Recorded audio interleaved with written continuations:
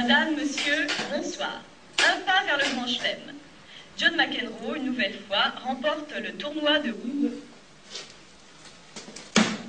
Tu m'as encore loupé les titres. Je te demande pourtant pas grand-chose, m'enregistrer le journal quand j'ai conseil d'administration.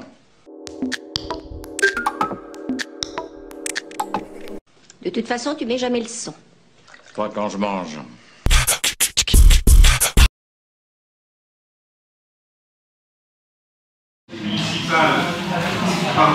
C'était déjà arrivé qu'on accueille en conseil municipal le président du conseil départemental, mais en tout cas nous sommes très heureux, Germinal, de t'accueillir ici à Bergerac.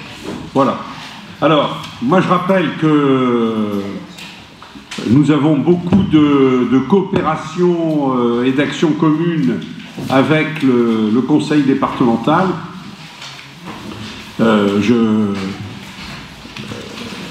Il y a beaucoup de sujets sur lesquels nous travaillons déjà très étroitement. L'aéroport, bien sûr, qui est un enjeu très fort. Les projets qui sont liés au tourisme. Là, ça se passe à travers la communauté d'agglomération, mais la Maison des Vins et du Tourisme, la Voie Verte, ça c'est des projets qui touchent très directement Bergerac et et sur lesquels le conseil départemental est très engagé.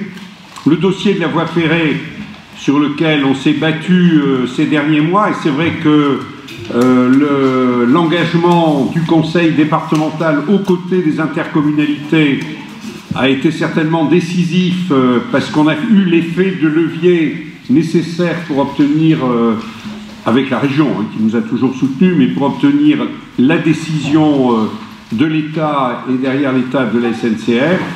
Voilà, ce sont des dossiers vraiment sur lesquels nous avons travaillé très étroitement et qui sont des dossiers tous extrêmement structurants pour le développement du Bergeracois.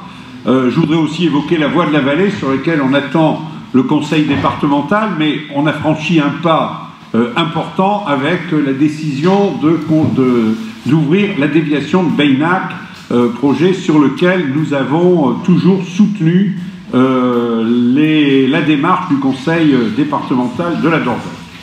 Voilà ce que je voulais rappeler.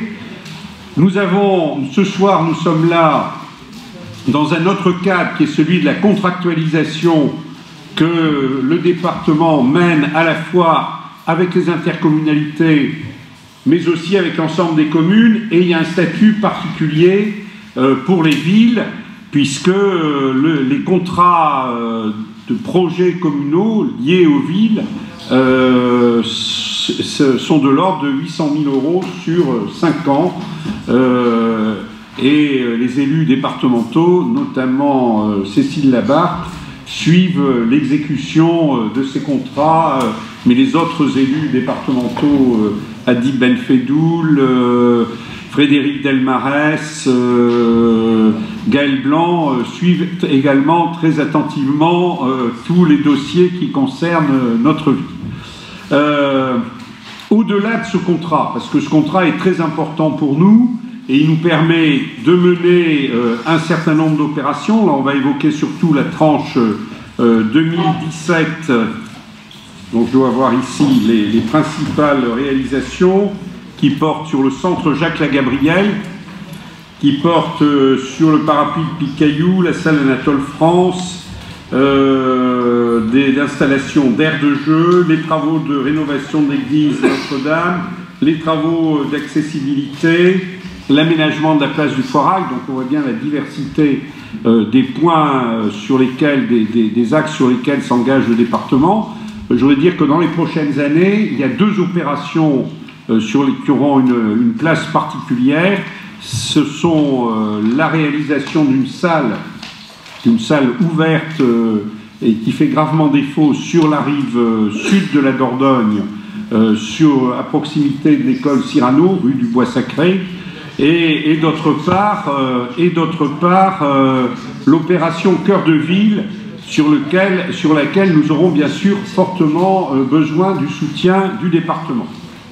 Mais au-delà, je profite de la présence du président du conseil départemental ici pour évoquer aussi deux projets, à côté de tous ces projets qui sont quand même des projets, je dirais, qui structurent le territoire et qui viennent, je dirais, soutenir très fortement le travail en commun mené par la ville et par la CAB. Parce que je crois aussi que c'est quelque chose qui est très nouveau dans le paysage bergeracois, c'est que la ville et la CAB travaillent très étroitement ensemble et cette situation a donné une dynamique d'investissement et d'initiative extrêmement forte et nous sommes très heureux que le département y participe étroitement. Mais il y a deux dossiers que je voudrais également évoquer. Le premier, c'est un dossier qui est, on va dire que c'est un peu le serpent de mer ici dans le bergeracois. C'est un dossier, je pense qu'on s'y est mal pris jusqu'à présent, je dis ça pour tous les acteurs, c'est le dossier de la piste d'athlétisme. Parce qu'à deux reprises, on a essayé de lancer ce dossier. Chaque fois, on a été entraîné par les financeurs vers des projets démesurés, stade olympique ou stade capable d'accueillir des championnats d'Europe, et puis à l'heure où on veut passer à la réalisation, on s'aperçoit que la plupart des acteurs n'ont pas les moyens de suivre cette opération, ce qui fait que deux fois déjà, on a essayé d'engager cette affaire et on n'est pas arrivé au terme. Or, c'est un enjeu fort, d'abord pour les sportifs bergeracois, mais de tout le bergeracois, je précise, et c'est un enjeu fort aussi pour les lycées et collèges, parce que les élèves, les épreuves d'athlétisme sont au programme, je le rappelle, du baccalauréat. Donc nous avons fait faire une étude, c'est le directeur de service technique qui vient de prendre sa retraite, Jacques Chabot, qui l'a menée, qui fait apparaître que si on avait un projet raisonnable, c'est-à-dire une piste à 6 couloirs, un minimum d'air de lancer et de sautoir, et uniquement des vestiaires, mais pas de gradins, parce que, je veux dire, les gradins, je dirais, les athlètes peuvent s'admirer et s'observer entre eux autour du stade, et le public aussi. Je veux dire, si on s'en tenait à cet objectif, l'investissement serait de 1 400 000 euros. 1 400 000 euros, si on le partageait à 4, c'est-à-dire 350 000 euros pour la ville, la CAB, sur le principe, n'est pas opposée à apporter 350 000 euros au titre de la CAB, sachant que plus de la moitié des pratiquants sont hors Bergerac. Si le département apportait 350 000 euros, il faut quand même rappeler que les collèges, c'est quand même un enjeu départemental, et si la région apportait elle aussi 350 000 euros, on pourrait boucler enfin ce projet. Alors je ne demande pas, Germinal, je ne demande pas que le département nous donne une réponse immédiate, mais je pense sérieusement, c'est quand même un équipement qui fait gravement défaut ici dans le Bergeracois, et si on arrivait, on ne demande même pas que ça soit forcément sur Bergerac, ça peut être sur le territoire d'une commune voisine, hein. Mais si on arrivait vraiment à réaliser cet équipement en unissant nos forces autour d'un projet raisonnable, je pense que ça serait quand même un pas en avant important. Et puis le deuxième sujet que je voudrais évoquer, c'est celui de l'abattoir. Nous avons la chance ici à Bergerac d'avoir un abattoir municipal polyvalent qui répond aux besoins du territoire. Et quand je dis du territoire, c'est en réalité très largement de l'ensemble de la Dordogne, car une grande partie des clients, des fournisseurs, sont des éleveurs et des bouchers qui sont en Dordogne. Bon, cet abattoir, je dirais, on a réussi à le faire vivre, on a profité souvent. On a investi, on a profité souvent de la disparition d'autres abattoirs voisins, mais aujourd'hui, on se trouve un peu à la croisée des chemins. Bon, on a posé clairement la question aux clients. On les a menacés de fermer s'il n'y avait pas une réaction forte de leur côté. Cette réaction s'est produite. Il y a des besoins d'investissement. Il est évident qu'aujourd'hui, la ville ne peut plus porter seule cette affaire-là. Donc nous savons que la CAB, par exemple, est prête à participer avec nous à une société d'économie mixte. Je ne sais pas si le département serait en mesure de le faire, mais il y a des investissements, bien sûr, à réaliser, de l'ordre de 2 millions d'euros à partir de 2019. Et ces investissements, là, par contre, nous savons que tout le monde est à peu près intéressé. La région est très intéressée, la CAB et la ville sont bien sûr intéressés. Je pense que le département serait intéressé également, mais je pense que là aussi, c'est un enjeu fort, parce que, je dirais, ça permettrait la vie, le développement des filières d'élevage dans le département. On est quand même un département où l'élevage, je ne vais pas te l'apprendre, est une réalité importante. Et puis, à l'heure où on parle beaucoup du circuit court, il serait quand même aberrant de voir disparaître cet abattoir. Voilà. Parce qu'il n'y aurait pas de solution de rechange. Il y a d'autres abattoirs qui existent. Il ne s'agit pas de les faire disparaître. Je pense à Aimé, à Ribérac. Ils ont leur vie.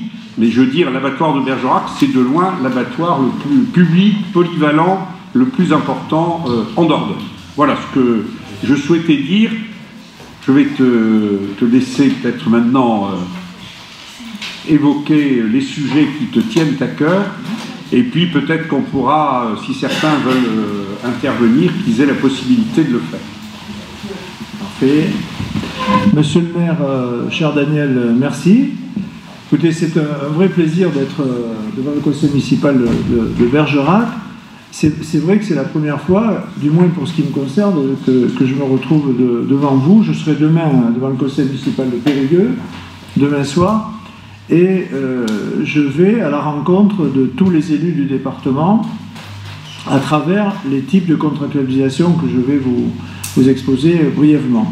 Je ne suis pas seul, puisque je suis accompagné de Cécile Labarthe, qui est vice-présidente du département, en charge justement des problèmes de contractualisation, et qui est une gardienne du temple stricte et sévère, et c'est normal qu'elle le fasse. Je tiens à la remercier pour le travail qu'elle fait dans tout le département. Et puis aussi Dadib Benfedoul, qui est un membre actif de l'Assemblée départementale, peut-être quelquefois un peu trop actif à mon goût, mais bon, mais non, je le dis tout à fait amicalement, mais en tout cas quand il s'agit de contester la validité de la politique départementale, mais je le lui dis amicalement.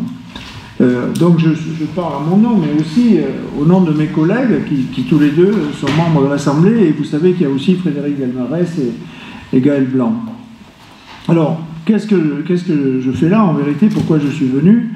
Je suis venu pour vous dire deux mots de la façon dont le département essaie d'apporter un soutien aux collectivités de notre département, que ce soit des communes ou des communautés de communes, ou des communautés d'agglo.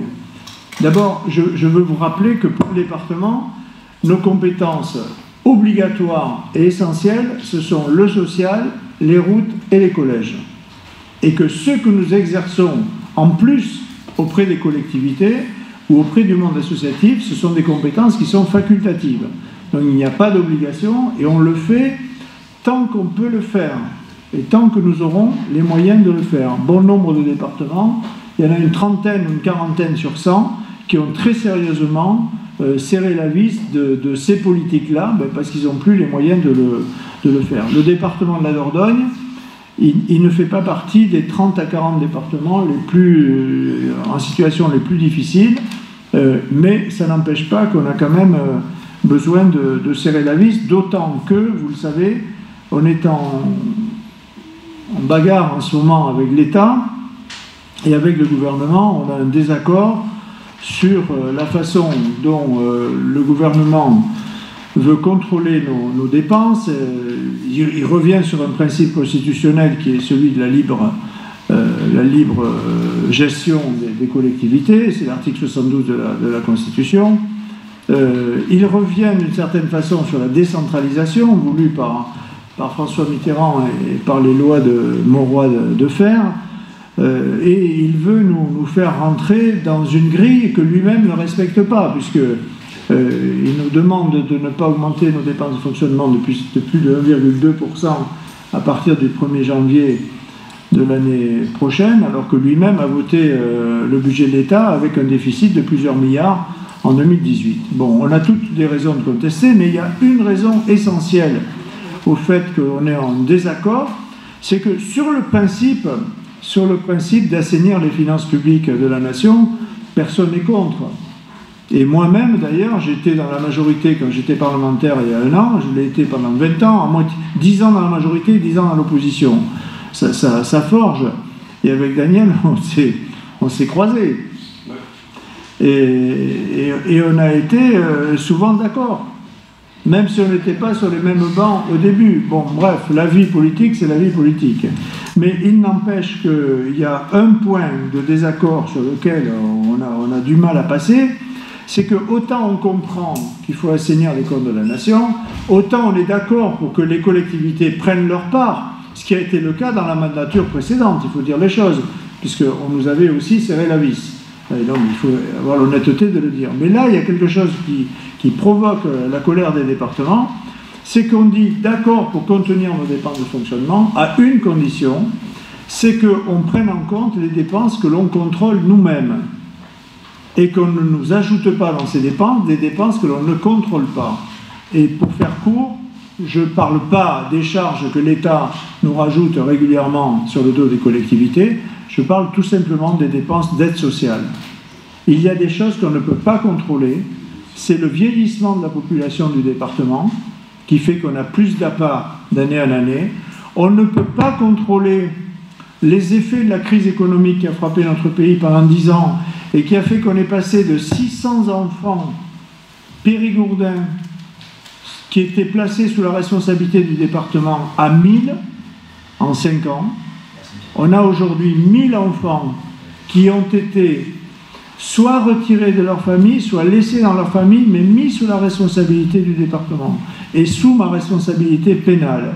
Oui, 1000. Il y a 1000 enfants périgourdins qui sont sous ma responsabilité pénale au moment où je vous parle. C'est-à-dire que si un de ces gamins, ce sont des mineurs, si un de ces gamins a le moindre souci personnel dans la rue, dans sa famille, à l'extérieur, etc., c'est le président du département qui est mis en cause. Parce qu'ils nous ont été confiés soit par la justice, dans 80% des cas, soit suite à un accord que l'on a mené avec la famille. Mais on est passé de 600 à 1000 au cours des 5 dernières années. Donc ça génère des coûts absolument extraordinaires qu'on est obligé de supporter. Et il y a en plus, pour parler des enfants et des mineurs, il y a aujourd'hui la question des mineurs isolés, qu'on appelle les mineurs non accompagnés, qui eux arrivent de l'étranger. On en avait 30 il y a 3 ans, il y en a 174 aujourd'hui.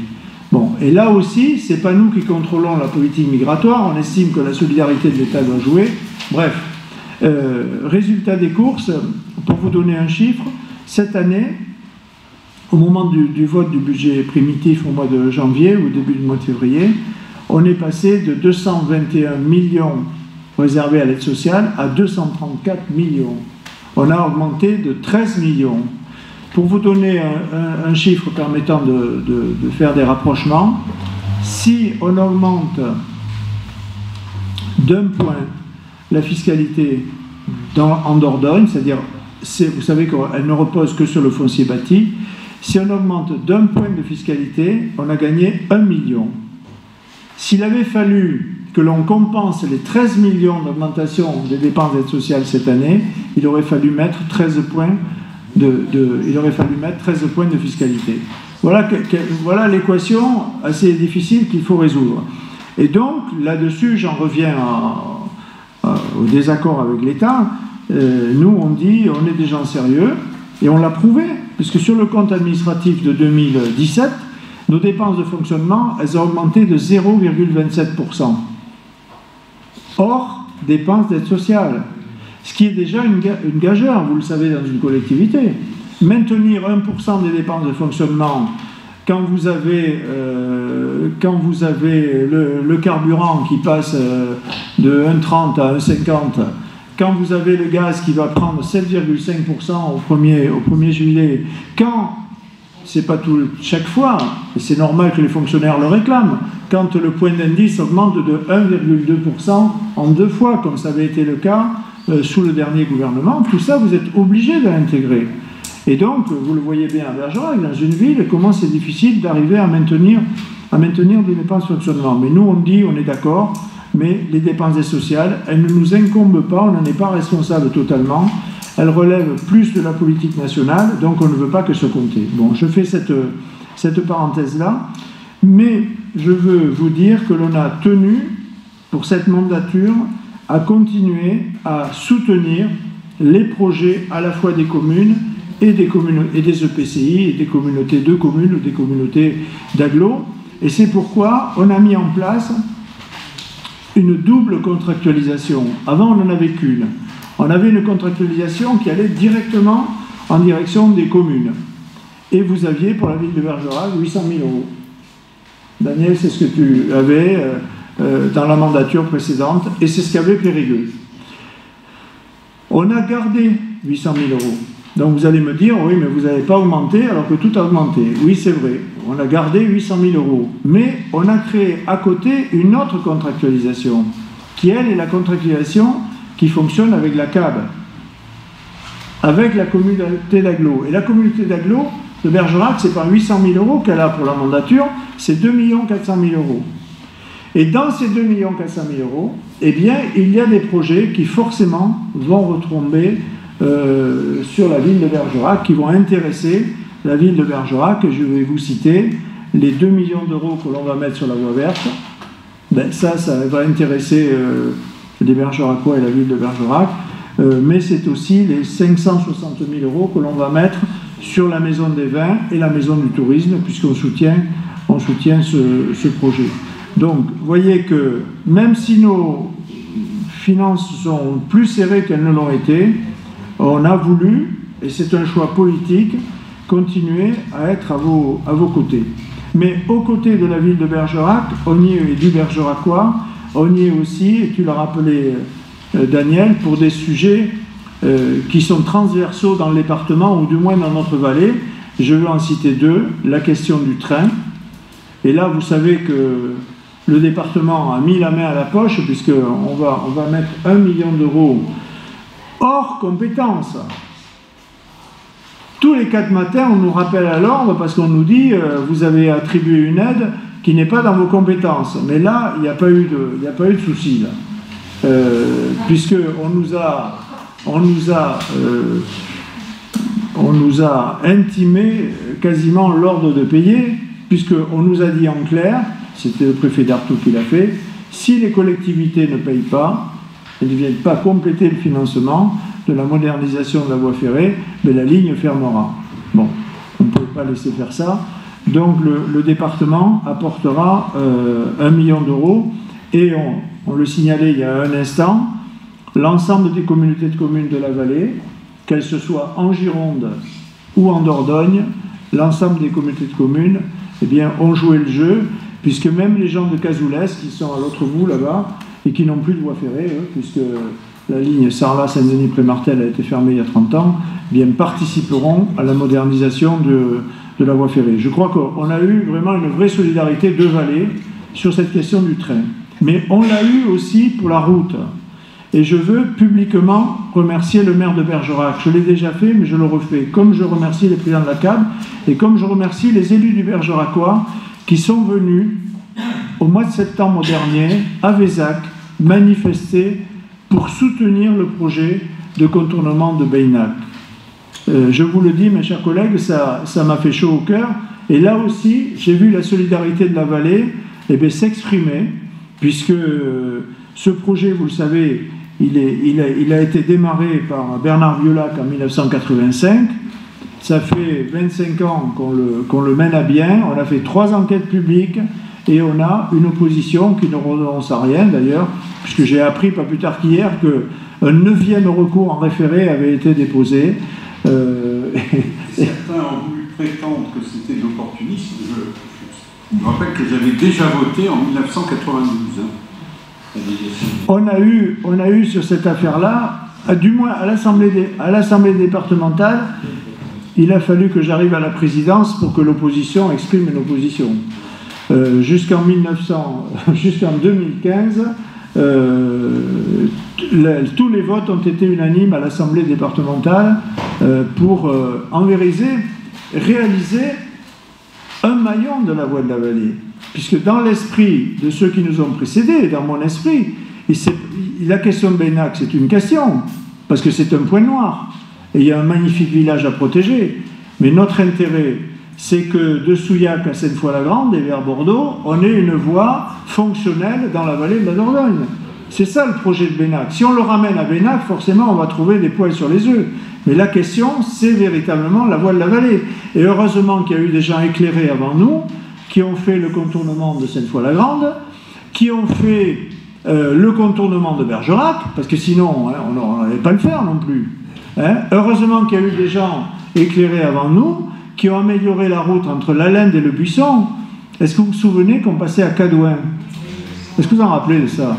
Plus personne, tout le monde l'a oublié, parce que ça paraît tellement normal. Mais on a fait l'Allende de Buisson, après on a fait le Buisson-Surac, après on a fait Surac-Saint-Cyprien. Est-ce que vous imaginez aujourd'hui les camions et les 700 véhicules heure qu'on a pendant l'été traverser Saint-Cyprien? Ça n'aurait aucun sens. Et il y a eu la même opposition que pour Bennac. Donc aujourd'hui, ce petit maillon, c'est un maillon d'une chaîne que le département s'engage à compléter. Et une partie des opposants de Bennac sont ceux qui ont fait annuler la déclaration d'utilité publique pour améliorer le tracé, pour réaliser un tracé rive gauche entre Couz et Bergerac. C'est une partie des mêmes personnes qui ont attaqué le département, qui fait que la déclaration d'utilité publique pour le tronçon Couz-Bergerac est à recommencer et que l'on redémarre à zéro les enquêtes, qu'on redémarre à zéro les études d'impact, qu'on va redépenser un argent fou pour arriver à rebâtir un dossier et qu'en attendant, eh bien, le Bergeracois attendra. Donc je crois qu'il faut qu'on ait conscience de ça. On ne vit pas tout seul sur une île, on est dans le même département, on est dans la même vallée et on a des intérêts communs, que ce soit en termes de désenclavement, que ce soit à travers le train, que ce soit à travers la route et que ce soit à travers l'avion. Et aux Bergeracois qui s'opposaient au contournement de Bennac, en me disant que ça coûtait trop cher, je leur disais, mais je ne vous ai jamais entendu vous opposer au pont qu'on a fait à l'est de Bergerac et à la liaison qu'on a fait de Creysse jusqu'à la 21. Je ne vous ai jamais entendu vous prononcer contre les travaux de contournement qui se sont étalés sur des années. Je ne vous ai pas entendu, il y a 5 ans, vous opposer quand le département a décidé de payer le pont ouest de Bergerac et faire la liaison Bergerac-Mussidan. Bon, là, on ne vous a pas entendu. Et pourtant, au total, ça a coûté 3 fois le contournement de Bennac.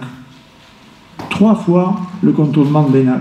Donc je crois qu'il faut ramener les choses à leur juste mesure. Et sur l'avion, chers amis bergeracois, vous savez les efforts que fait le département chaque année. On a un magnifique aéroport à Bergerac qui fonctionne très bien et tout le monde peut s'en réjouir. Le département peut s'en réjouir. Parce que plus de 300 000 passagers, ce sont des retombées formidables sur l'économie départementale. Mais c'est aussi, tous les ans, 1,2 million de fonctionnement que met le département. 1,2 million d'euros que le département met sur le fonctionnement de l'aéroport de Bergerac. Au-delà de ce qu'on mettra sur la CAB, la voie verte, je l'ai dit, 2 560 000 sur la maison du tourisme. Nous avons aussi un dossier sur lequel nous sommes engagés depuis plusieurs années, mais qui lui était sur d'autres lignes, puisqu'il faisait partie d'un projet local de revitalisation, c'est celui du centre aquatique. Puisque là, le département apportera 1,5 million à Bergerac et à la... Qui est-ce qui le porte? C'est la CAB qui le porte. Le département apportera 1,5 million d'euros sur ce projet de centre aquatique à Bergerac. Enfin, pour finir, je ne suis pas venu vous dire tout ce que le département faisait pour Bergerac, parce que sinon, ce serait trop long, mais je ne peux pas quand même ne pas Oui, mais c'est pour ça que de temps en temps, la solidarité, on l'attend en retour aussi, vous comprenez? Bon. Je ne peux pas passer sous silence que le département a créé à Bergerac la seule zone d'activité départementale. Nulle part ailleurs, on n'a fait ce qu'on a fait avec la zone de Saint-Lizier. On ne l'a fait ni à Périgueux, ni à Boulazac, ni à Castelnau, c'est pour vous dire. Ça a été fait à Bergerac. Pourquoi? Eh bien parce que le département a dit, le Bergeracois, vous le savez, a connu une succession de difficultés sur le plan économique, de fermetures, etc. Et le département, moi je n'étais pas président, c'était Cazot à l'époque, Bernard Cazot, et le département a décidé d'acquérir des terrains à l'est de Bergerac, entre la poudrerie et la commune de Creysse, pour créer une zone d'activité économique. Mais on est à 3 millions d'euros d'investissement, chers amis bergeracois, et aujourd'hui, il nous tombe dessus les pires ennuis de la Terre, puisqu'on a découvert un nuage orange, n'est-ce pas, qui pourrait gêner telle ou telle activité. Mais bref, tout ça pour vous dire que nous sommes à vos côtés et nous continuerons à l'être. Alors, le maire m'interpelle sur 2 points.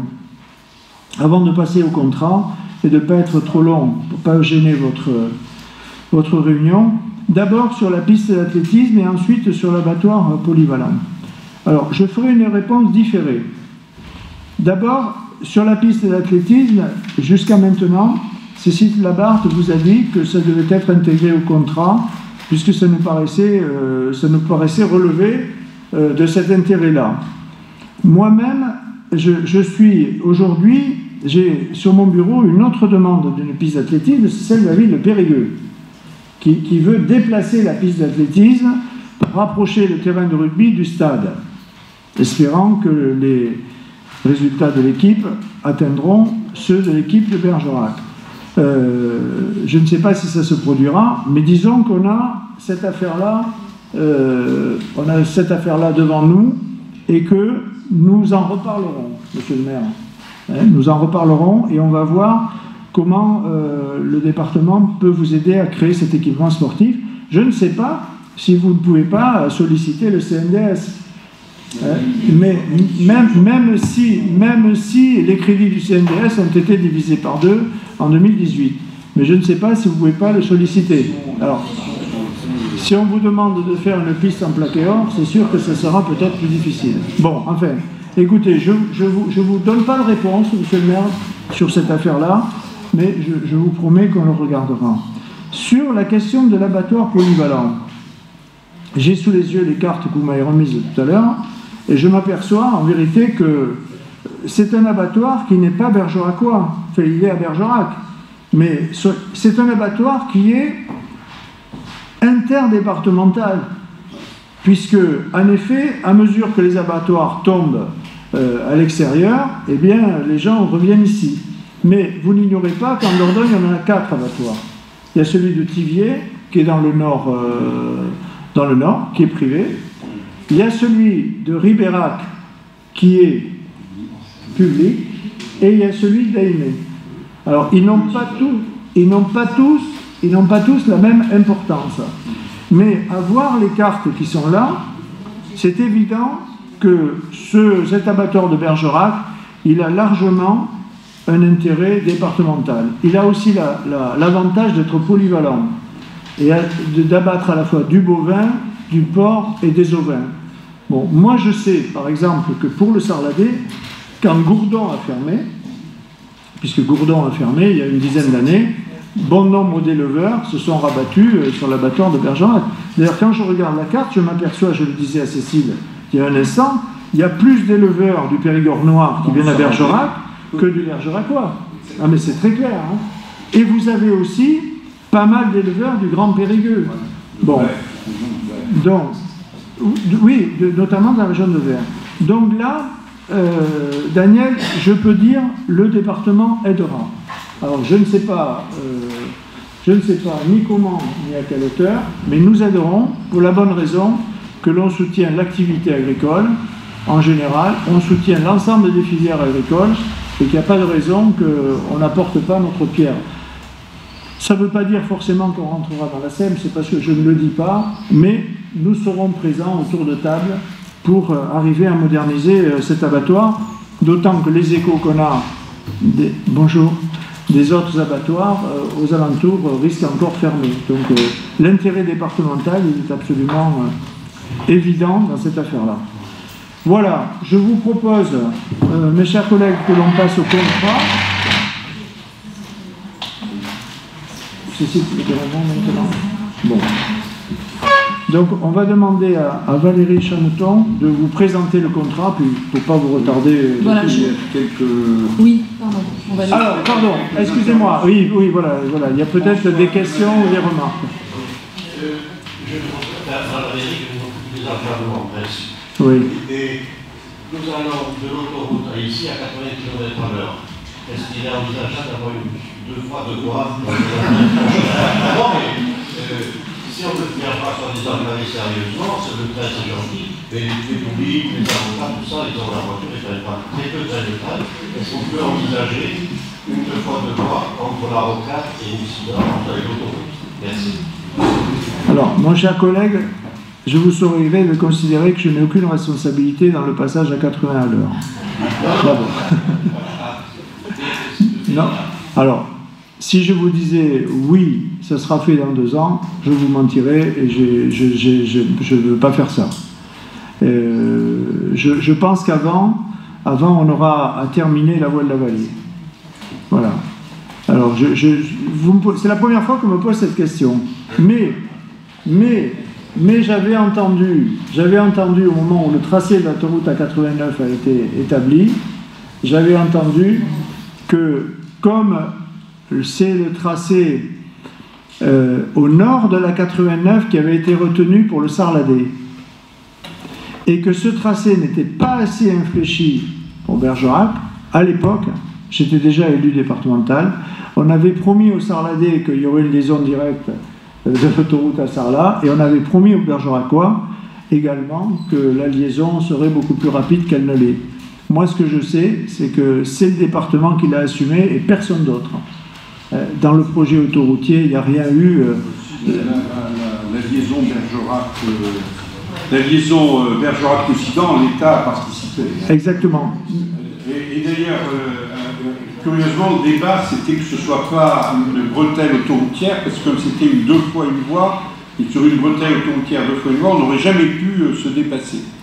Et on a préféré que ce soit une route normale. Voilà, normale. Bon, en tout cas, je ne réponds pas, je suis confus de ne pas pouvoir répondre par l'affirmative à cette question. Est-ce qu'il y a d'autres remarques, chers collègues? Alors, allez. Bon, c'est pas le membre de l'opposition qui s'exprime, mais bon, le conseiller départemental et membre du conseil municipal de Bergerac. Tout d'abord, je tiens à remercier Germinal pour sa présence, parce que c'est important quand même pour la ville de Bergerac qu'il ait la présence du président du conseil. Je tiens surtout à remercier les services, vos services, parce que à chaque fois que je les sollicite, ils répondent présents. Et ça, je peux assurer que ça arrive souvent.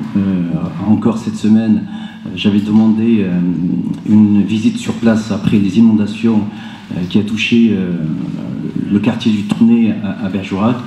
Et nous avons, avec Madame Morisot et le maire de Bergerac et des élus, on a cette visite mardi.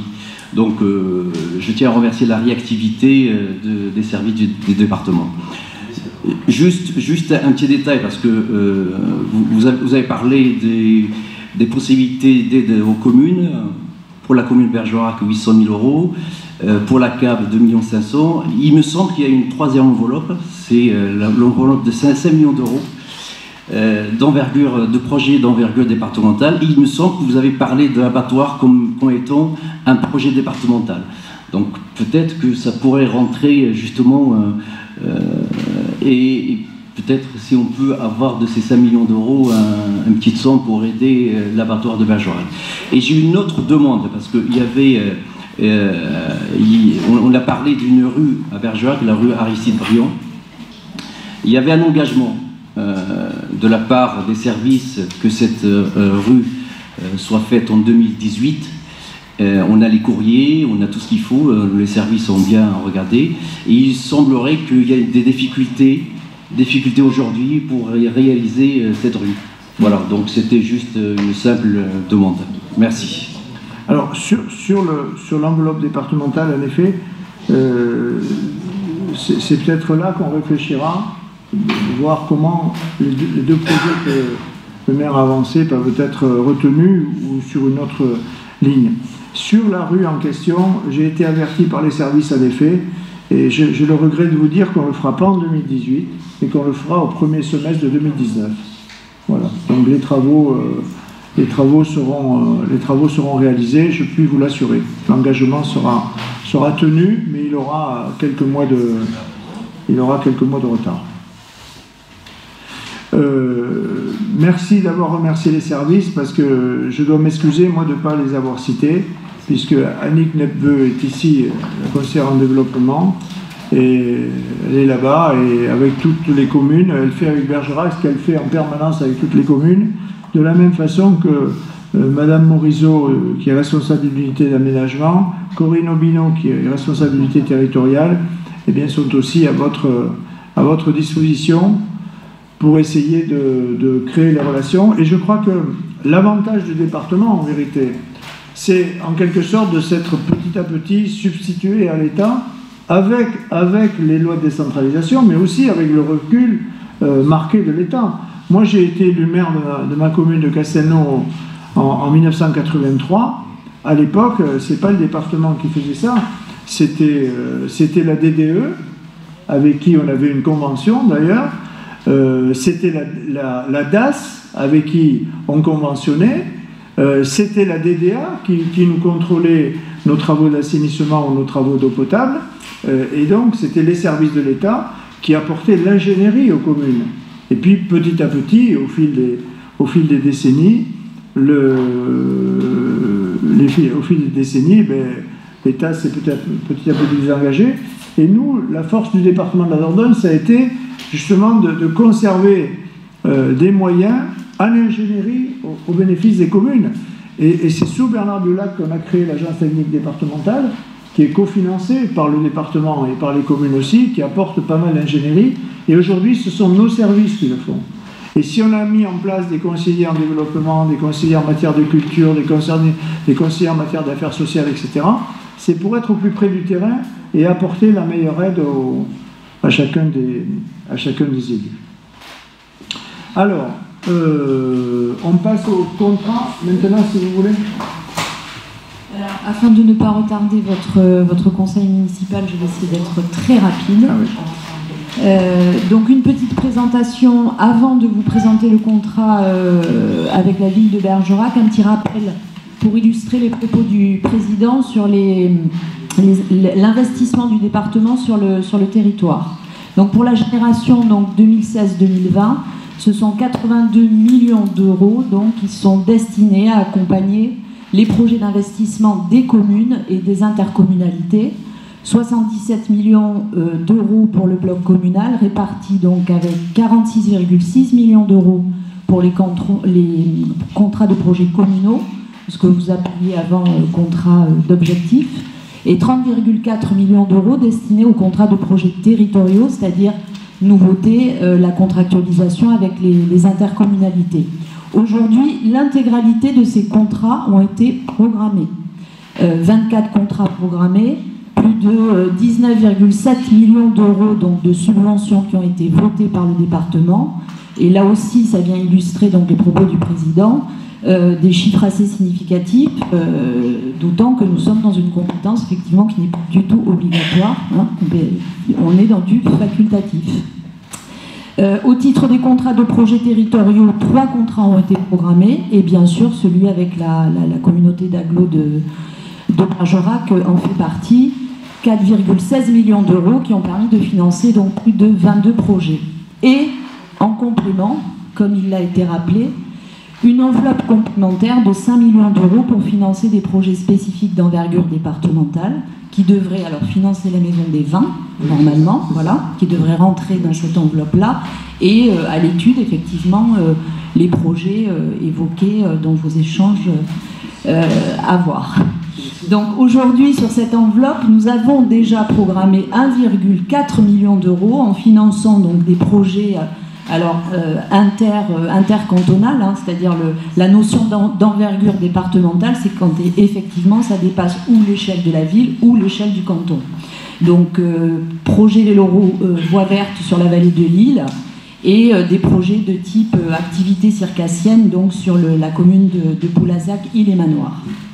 Aujourd'hui, sur l'intégralité de ces contrats, les axes qui sont le plus mobilisés, donc à l'échelle du territoire de la Dordogne, ce sont donc tout ce qui relève de la culture, du sport et du loisir en termes d'équipement, enfance et jeunesse, patrimoine et un volet donc infrastructure et voirie. Une nouvelle génération de contrats, comme le disait le président, avec donc des axes prioritaires qui ont été fixés par l'Assemblée départementale, donc l'immobilier d'entreprise, donc tout ce qui est développement économique, le foncier agricole et naturel, les maisons de santé et tout ce qui relève des services publics au plus large, les équipements culturels et sportifs, les équipements dédiés à la jeunesse et à l'enfance, le patrimoine et l'habitat, les équipements relatifs à la politique de l'eau, les équipements touristiques et les infrastructures, qu'il s'agisse de traverses ou d'aménagement de bourgs. De nouvelles modalités de contractualisation, et ça j'insiste particulièrement, avec donc pour plus de transparence des répartitions d'enveloppes à l'échelle des cantons, et le président l'a rappelé, un règlement d'intervention de manière à être équitable avec tous les territoires, c'est-à-dire que le règlement d'intervention est transparent et donc les mêmes règles s'appliquent d'un territoire à l'autre. La nouveauté, c'est que tous les dossiers de demande de financement se font de manière dématérialisée en ligne, donc dépôt de dossiers en ligne, et j'insiste aussi sur ce point en incitant donc la ville de Bergerac aussi à déposer le plus en amont possible, mais nous avons déjà eu cette conversation avec monsieur le maire et le directeur général des services, de manière à ce que le département et les élus, les conseillers départementaux concernés, aient une connaissance assez précise des dossiers émergents sur votre ville, de manière également à entraîner ou à mobiliser l'ingénierie des services de manière à vous accompagner dans le montage de ces dossiers. Une instruction transversale, le président le disait, qui mobilise tous les services et donc des règlements sectoriels spécifiques qui peuvent s'appliquer en fonction des thématiques. Donc la programmation de votre contrat, elle date. Aujourd'hui, nous le signons et demain, nous finaliserons en fait la signature de tous les contrats avec la ville de Bergerac. Donc vous figurez dans les derniers signataires. Suivra la signature de ce contrat, la production, alors je m'excuse de faire cette parenthèse administrative, mais des décisions des DAS, des décisions attributives de subvention, qui permettront donc à la ville de Bergerac de demander l'obtention de ces paiements. Sur le contrat de projet donc, concernant la ville de Bergerac, vous aviez fixé 3 enjeux prioritaires: le soutien à l'activité économique locale et plus particulièrement à l'économie solidaire, la rénovation et la création des équipements sportifs et de loisirs, et tout ce qui relève donc de la préservation du patrimoine bâti. Pour cela, vous aviez une enveloppe donc, de 800 000 euros. Sur ces 800 000 euros donc, ont été programmées 7 opérations que nous allons signer donc, aujourd'hui. Une qui concerne l'immobilier d'entreprise, 3 pour la culture, dans le domaine de la culture, du sport et des loisirs, 2 pour ce qui relève du patrimoine et de l'habitat. Aujourd'hui, vous êtes un peu plus de 33% de la consommation de votre enveloppe, ce qui laisse présager pour la ville de Bergerac la possibilité, et le département vous y invite, à déposer donc de nouveaux dossiers. Voilà, donc un petit focus sur les travaux qui ont été financés, le centre Jacques Lagabriel, la fermeture donc, du parapluie de Pic-Caillou. Il y a également tout ce qui relève des travaux sur l'église Notre-Dame et d'autres opérations d'envergure. Aujourd'hui, et le président le disait, et monsieur le maire également, le département, je crois, vous a accompagné dans votre candidature cœur de ville, Et nous espérons que certaines des opérations qui sont fléchées dans ce dispositif pourront être présentées au titre du contrat. La nouveauté de ce contrat aussi que nous allons signer, enfin que vous allez signer, le département et le président donc, a souhaité afficher les investissements qui sont portés directement, maîtrise d'ouvrage directe par le département, c'est-à-dire qu'en complément de ces aides à la ville de Bergerac, le département intervient également en maîtrise d'ouvrage sur les infrastructures routières, au titre des subventions culturelles et sportives, et au titre aussi des aides sociales qu'il apporte. Donc peut-être, Président, souhaitez-vous dire un petit mot là-dessus ou je vous l'avez pas Si, dans le contrat. Non, j'ai pas cette porte de département. Là.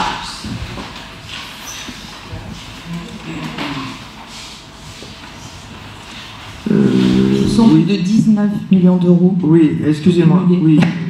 Sur 3 années. En plus du contrat et des aides qu'on apporte à chacune des communes, on fait apparaître dans le contrat ce que le département apporte sur le même territoire en dehors de l'aide aux communes. Et ça concerne justement des travaux routiers qu'on a programmés sur 2016, 2017, 2018.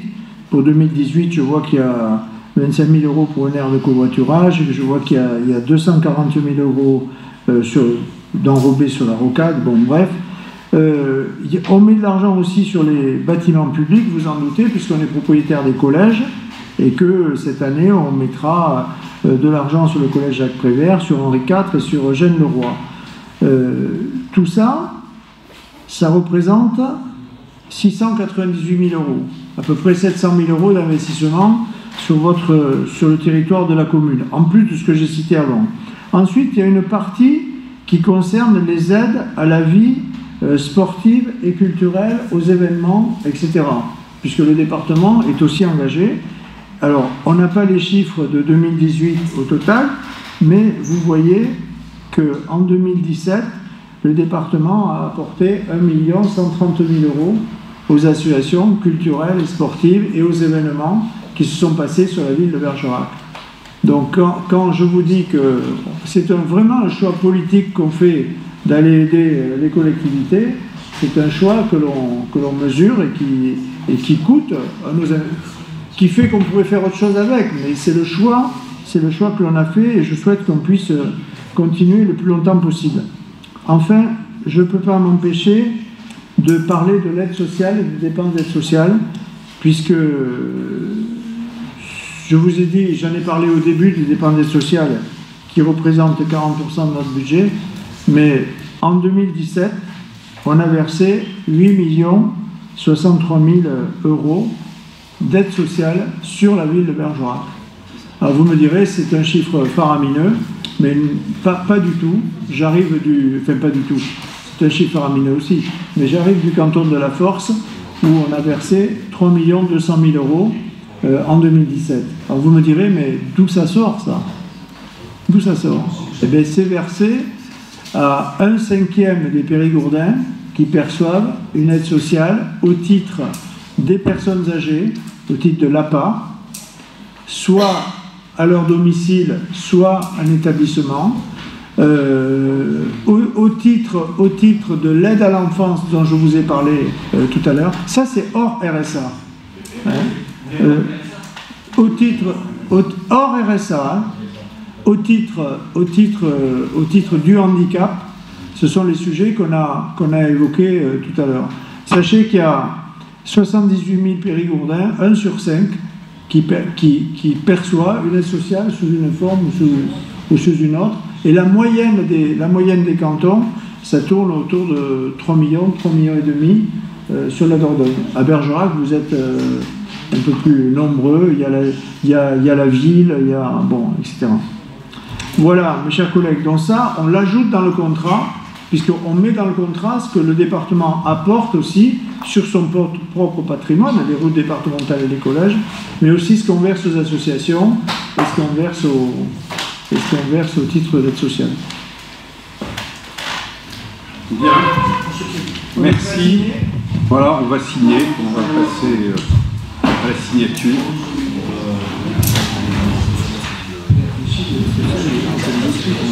Oui. Enfin, l'APA, c'est les départements qui l'ont voulu. C'est ça qui est paradoxal au départ. Il y avait d'autres formules. Faire une 5e branche de la sécurité sociale, c'était ça la vraie. Alors.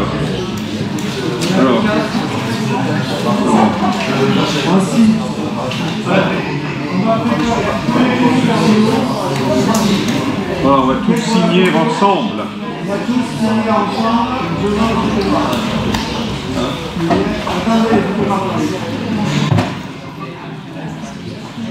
Vous allez signer à demain. Oui, voilà, mettez-vous à tous les deux. Alors, pour la photo, il faut enlever le micro. Si vous voulez, on fait semblant de signer, on regarde le photographe et après on signe. C'est bon? Allez, on peut signer. Oui, on va tout faire passer.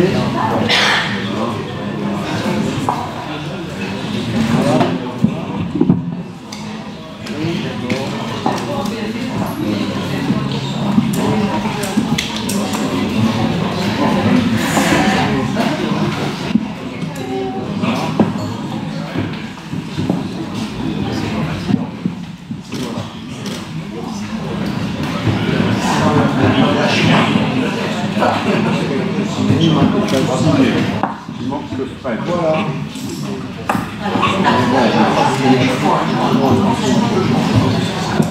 Voilà. Écoutez, voilà. C'est un contrat qui est important. Je ne sais pas si on se reverra d'ici la fin de la conclusion. Oui, pour l'avenant. Très bien. Voilà. Je vous propose qu'on fasse une petite suspension de séance et qu'on invite le président et les fonctionnaires qui l'accompagnent à partager avec nous un verre amical dans la salle des commissions, et puis on reprendra d'ici un quart d'heure, 20 minutes, on reprendra la séance. Voilà, merci.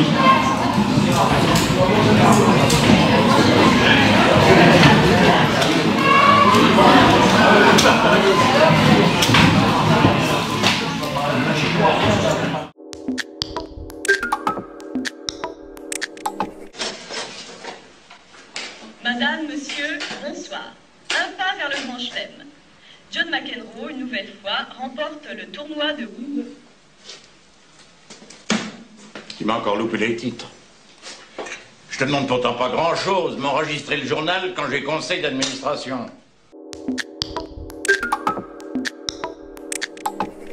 De toute façon, tu mets jamais le son. Pas quand je mange.